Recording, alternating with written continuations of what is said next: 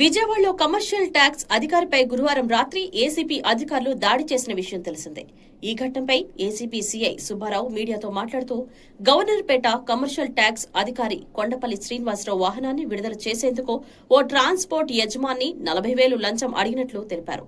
బాధితుడు శ్రీనివాసరావు ఫిర్యాదుతో విచారణ పూర్తి చేసి అధికారులను అదుపులోకి తీసుకున్నట్లు వెల్లడించారు.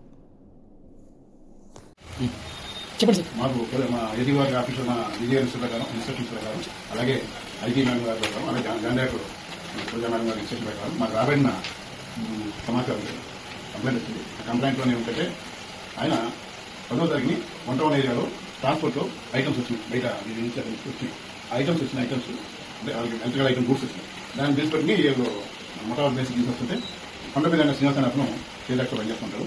అది మీకు 5,000 అని చెప్పి అది తీసుకుని ఆ కాగితాల కాపీ తీసుకుని సరిగ్గా తీసుకొచ్చి ట్రాన్స్పోర్ట్ ఆఫీస్ పెట్టాడు. దాని తీసుకుని చేసిన ఏమంటే డబ్బులు కట్టుకుని అతను డిమాండ్ చేస్తాను. వ్యవహారం చదివాను అతను ఈయన మంగళ శ్రీలక్ష్మి మీరు డబ్బులు కట్టేస్తారు అతను కేసు పెడతానని బయట వచ్చి వచ్చేస్తారు అతను అనేక రకాలుగా ఇబ్బంది పెడుతూ వారు ఏసీకి మమ్మల్ని అప్పుడు వచ్చి రిపోర్ట్ ఇచ్చారు. దాన్ని ఎంక్వైరీ చేస్తాం. అతను చేసిన వరకు ఈ రోజు అతను 16,000 డిమాండ్ చేస్తారు. ఆ 16,000 20,000 చేసి 20,000 డిమాండ్ చేస్తే అలాగే బ్యాలెన్స్ 18,000 నుంచి 16,000 అన్నారు. 16,000 ఈ రోజు సాయంత్రం అతను మంగళ శ్రీనివాస ఇష్టంగా రెడ్డి పడుతున్నారు. ఆ 2,000 16,000 అతను అరెస్ట్ చేసి ప్రొసీజింగ్ చేస్తాం. అతను కేసు పెట్టి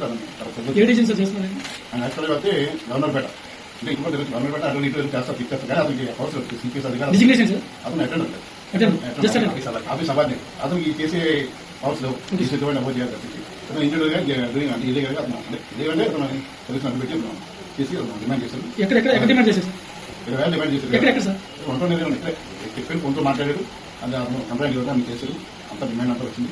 ఆ డబ్బులు ఈ రోజు దొరికింది. అతన్ని ఇప్పుడు కేసులు పెట్టి అరెస్ట్ చేసాము. దొరికే రిటైర్మెంట్ దొరుకుతున్నాం. ప్రొసీడింగ్స్ జరుగుతుంది. ఇది ప్రీ ప్లాన్ మీరు చేశారని ఆరోపణ ఆరోపణ అతని మీద చేశారు కాబట్టి మనకి అతను పాల్పడాలి వ్యక్తి ఇచ్చారు. ఎవరైతే డబ్బులు ఉన్నారు డిమాండ్ చేస్తాం కాబట్టి దీంట్లో ఏమో చేసుకుంటాం. కంప్లైంట్ వస్తే లేదా ఇది కరెక్ట్ అన్నమాట అతను నిజం చెప్తున్నా అతను తప్పుగా చేస్తారు. వెరిఫై చేసిన తర్వాత దీన్ని ఏం చెప్పి